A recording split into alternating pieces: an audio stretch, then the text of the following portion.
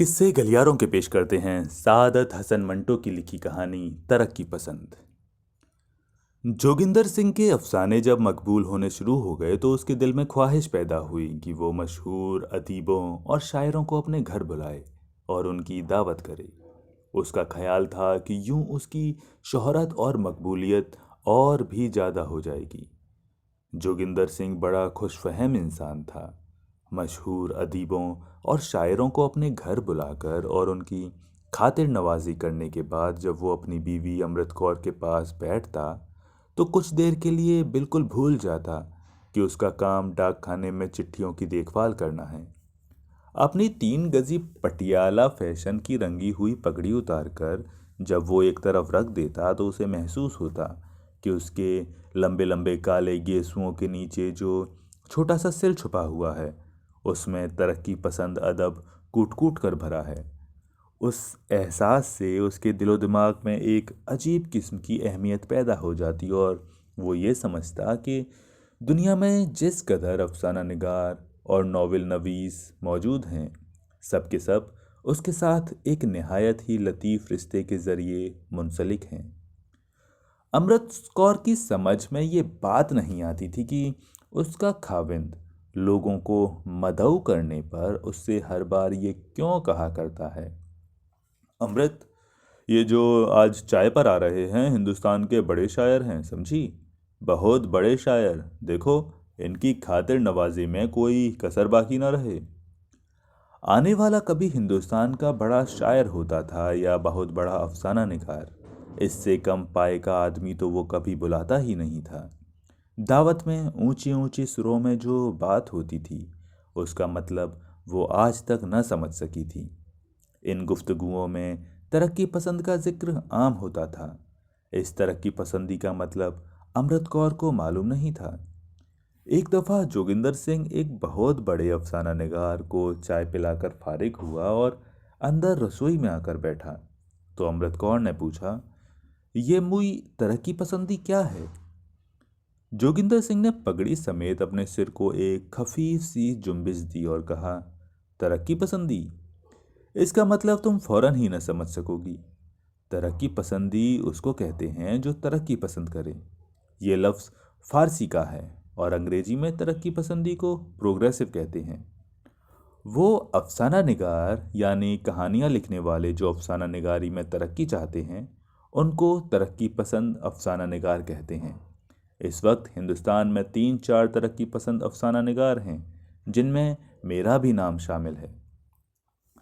जोगिंदर सिंह आदतन अंग्रेजी लफ्ज़ों और जुमलों के ज़रिए से अपने ख्यालात का इजहार किया करता था।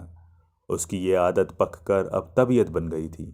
चुनाचे अब बिना तकल्लुफ़ वो एक ऐसी अंग्रेजी ज़बान में सोचता था जो चंद मशहूर अंग्रेजी नावल नवीसों के अच्छे अच्छे चुस्त फ़िक्रों पर मुश्तमिल होती थी।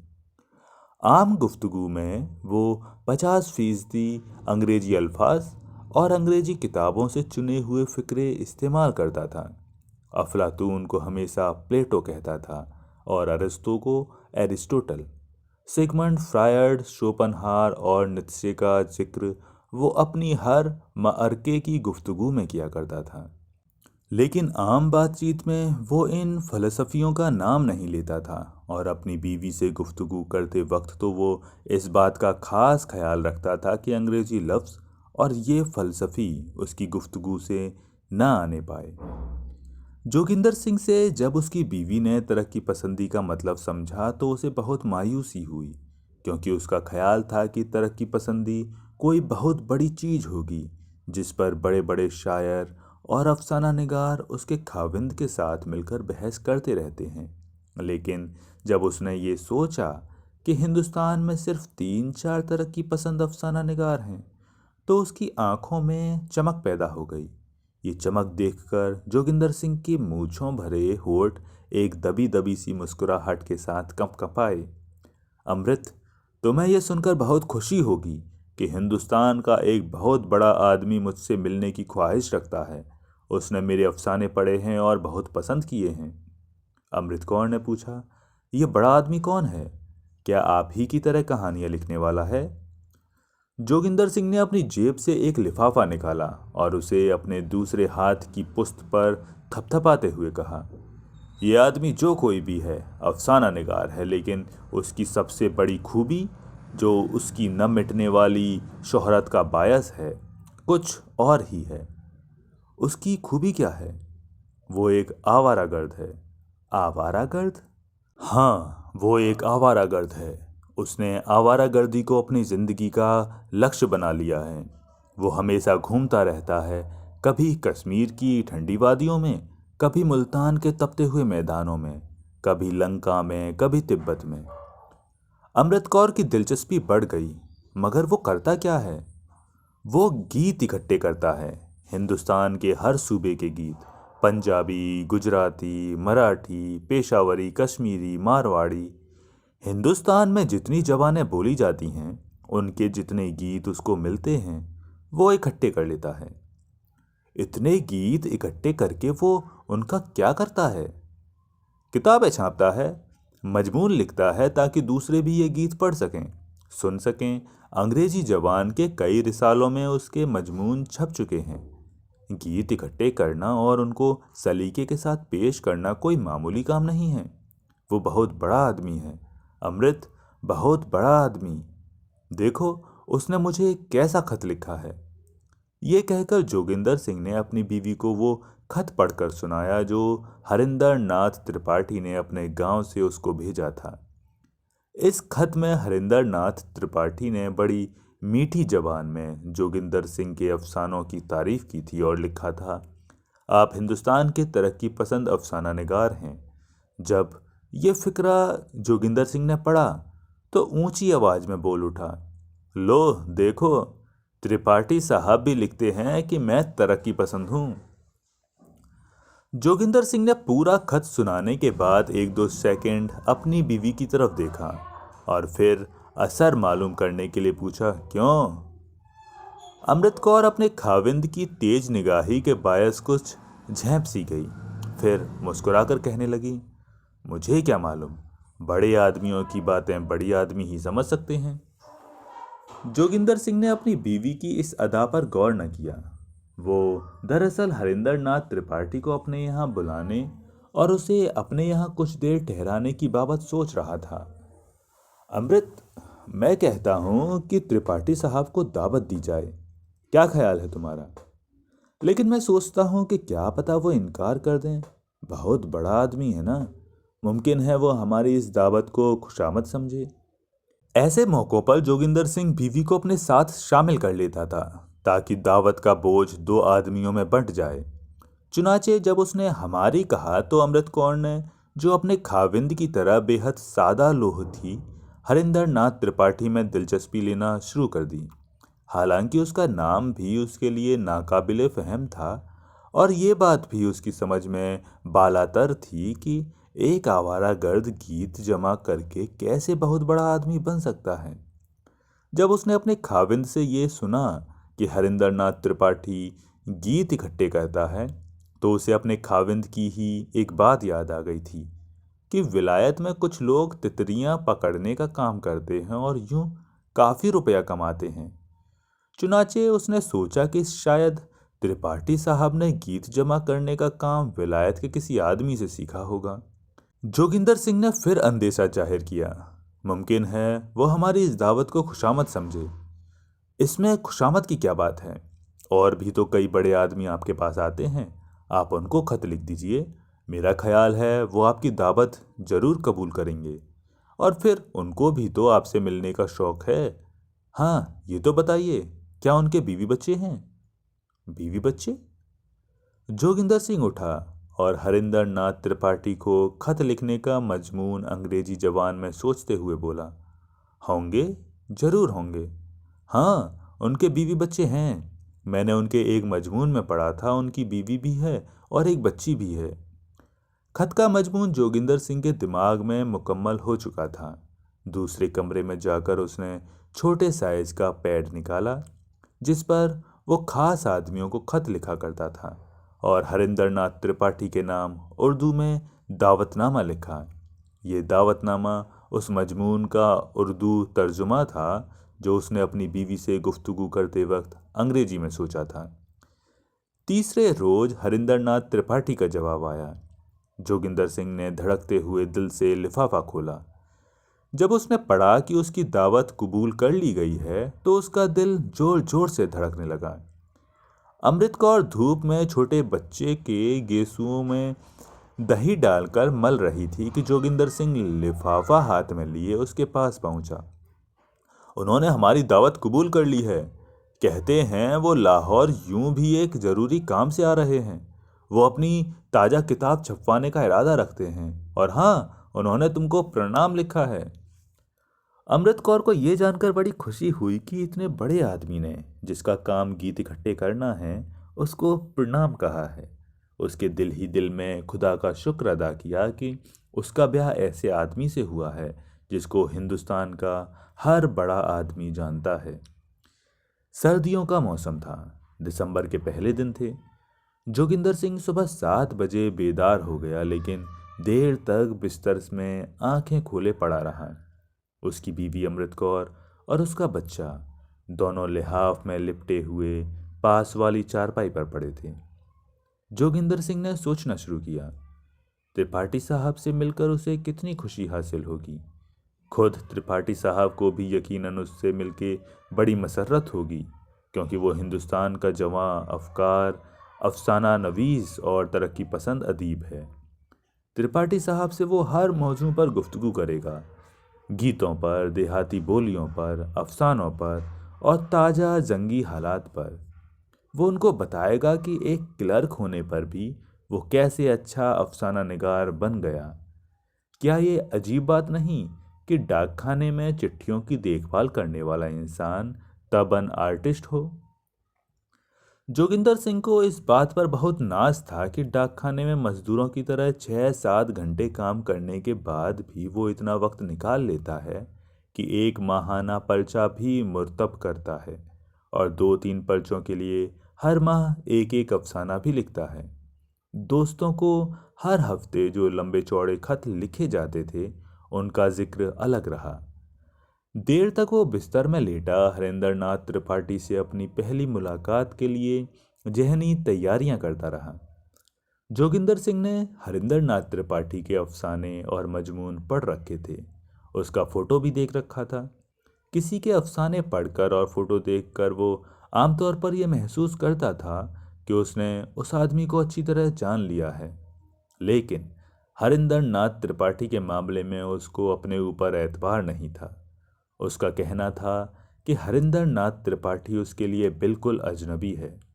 जोगिंदर सिंह के अफसाना निगार दिमाग में बाज औकात हरिंदरनाथ त्रिपाठी एक ऐसे आदमी की सूरत में पेश होता जिसने कपड़ों के बजाय अपने जिस्म पर कागज लपेट रखे हों, और जब वो कागजों के मुत्तलिक सोचता तो उसे अनारकली की वो दीवार याद आ जाती जिस पर सिनेमा के इश्तिहार ऊपर तले इतनी तादाद में चिपके हुए थे कि दीवार पर एक और दीवार बन गई थी। बिस्तर पर लेटा वो देर तक सोचता रहा कि अगर हरिंदरनाथ त्रिपाठी वाकई ऐसा ही आदमी निकल आया तो उसको समझना बहुत दुश्वार हो जाएगा। मगर फिर उसको अपनी जहानत का ख्याल आया और उसकी मुश्किलें आसान हो गईं और वो उठकर हरिंदरनाथ त्रिपाठी के इस्तकबाल की तैयारियों में मसरूफ़ हो गया। हरिंदरनाथ त्रिपाठी ने लिखा था कि वो खुद जोगिंदर सिंह के मकान पर चला आएगा, क्योंकि वो ये फैसला नहीं कर सका है कि उसे लारी से सफ़र करना है या ट्रेन से। जोगिंदर सिंह की हद तक तो ये बात कतई तौर पर तय थी कि वो सोमवार को छुट्टी लेकर सारा दिन अपने मेहमान का इंतज़ार करेगा। नहा धोकर और कपड़े बदलकर जोगिंदर सिंह देर तक रसोई से अपनी बीवी के पास बैठा रहा।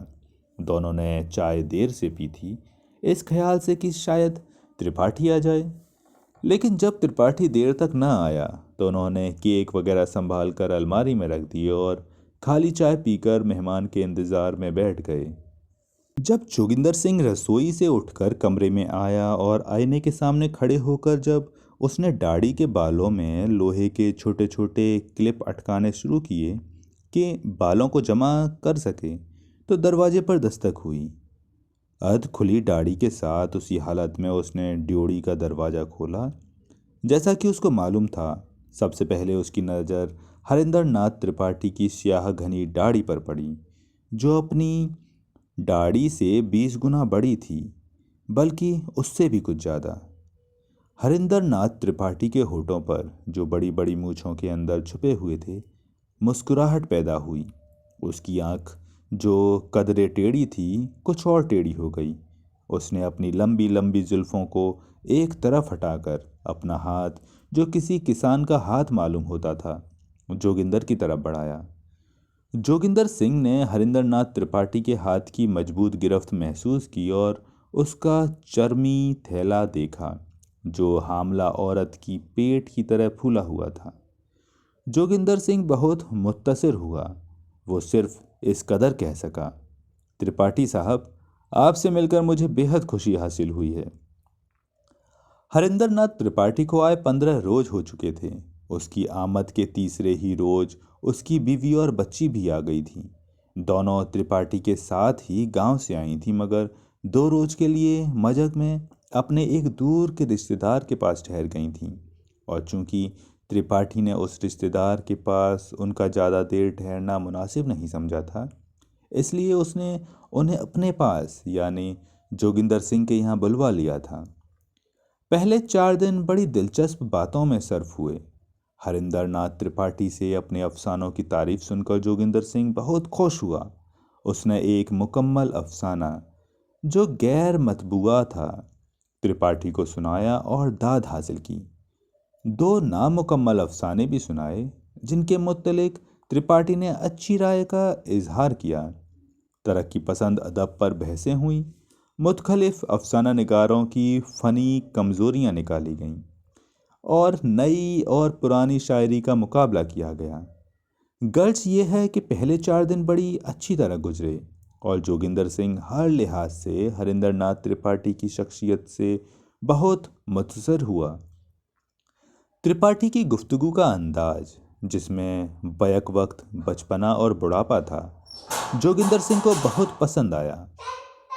त्रिपाठी की लंबी दाढ़ी, जो उसकी अपनी दाढ़ी से 20 गुना बड़ी थी, उसके ख्यालात पर छा गई। त्रिपाठी की काली काली जुल्फें, जिनमें देहाती गीतों की रवानी थी, हर वक्त उसके सामने रहने लगी। चिट्ठियों की देखभाल करने के दौरान में भी त्रिपाठी की ये जुल्फें जोगिंदर सिंह को न भूलतीं। 4 दिन में त्रिपाठी ने जोगिंदर सिंह का मोह लिया। वो उसका गर्विदा हो गया।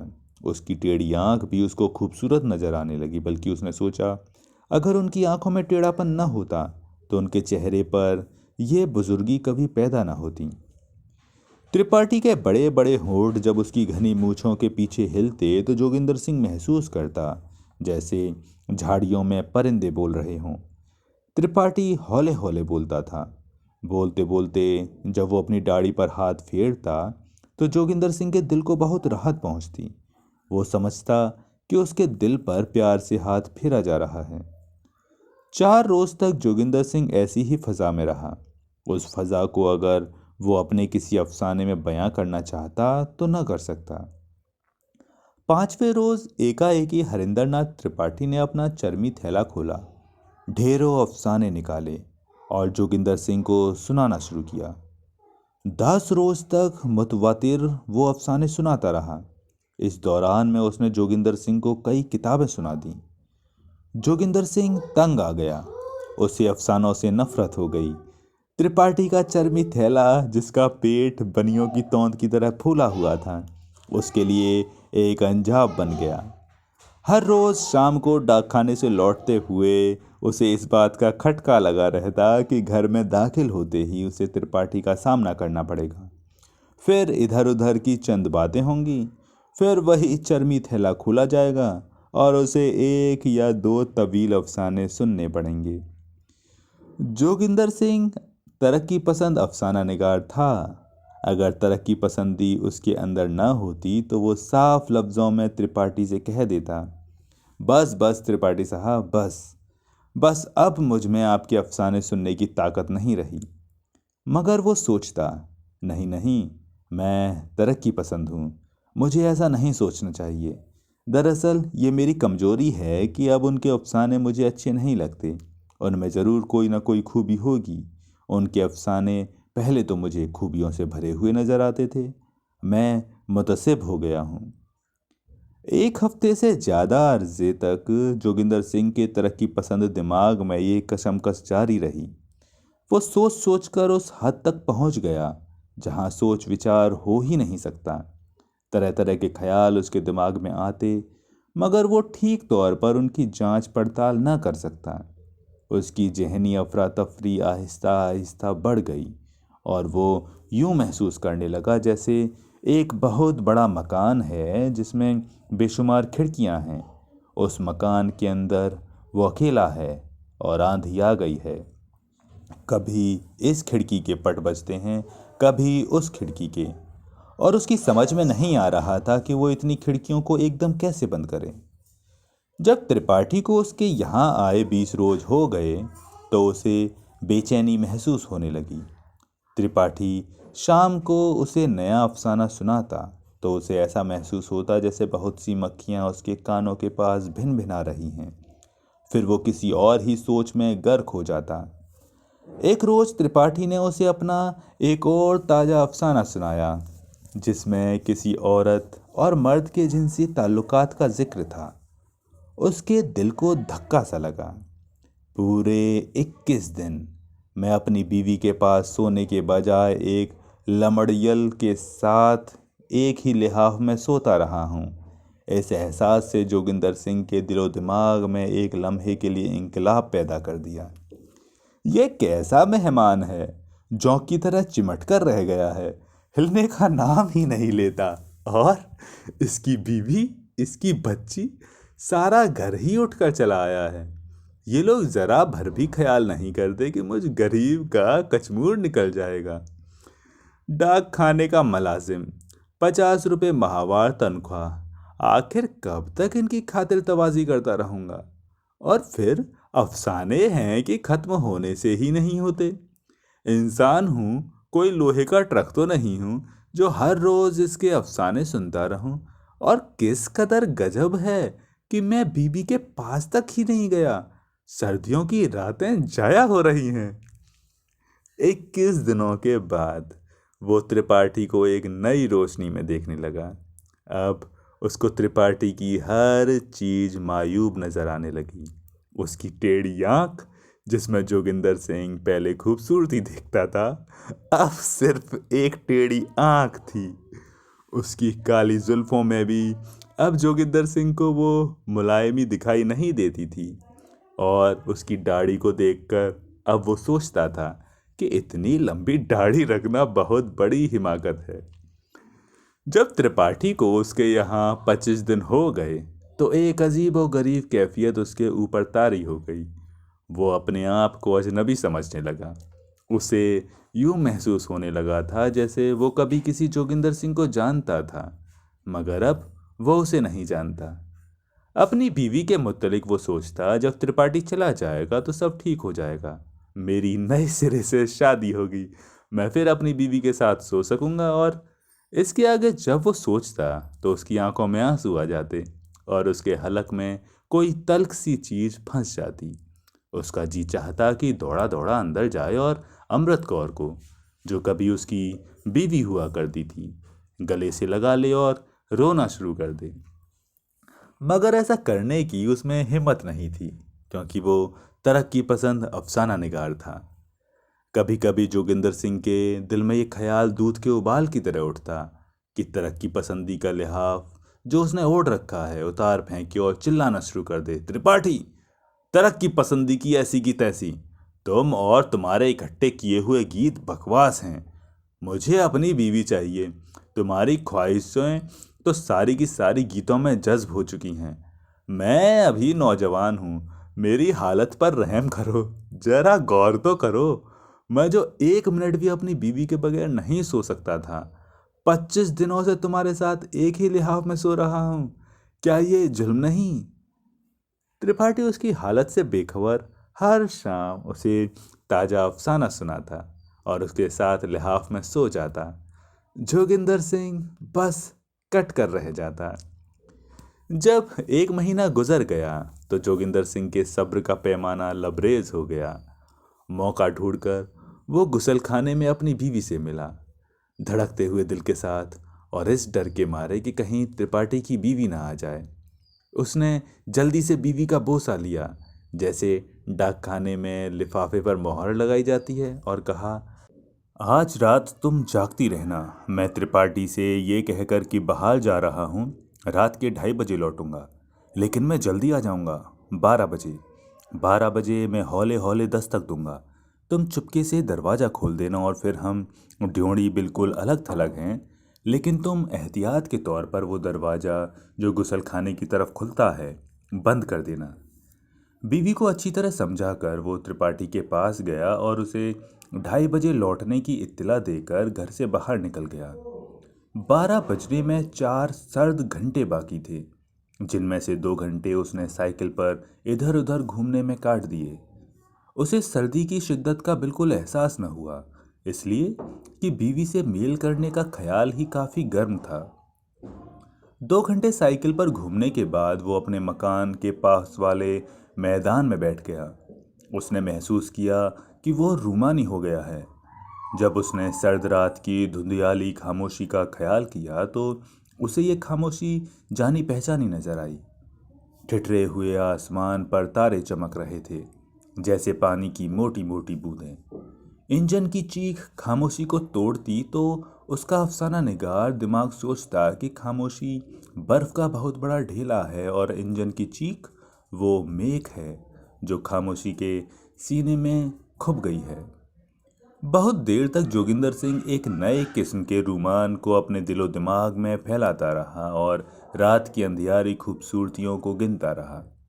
एकाएकी चौंक कर उसने घड़ी में वक्त देखा तो 12 बजने में 2 मिनट बाकी थे।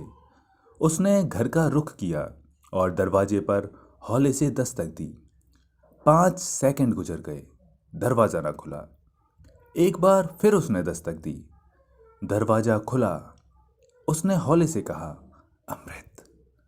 जब नजरें उठाकर उसने देखा तो अमृत कौर के बजाय त्रिपाठी खड़ा था। अंधेरे में उसको ऐसा मालूम हुआ जैसे त्रिपाठी की दाढ़ी लंबी हो गई है और जमीन को छू रही है।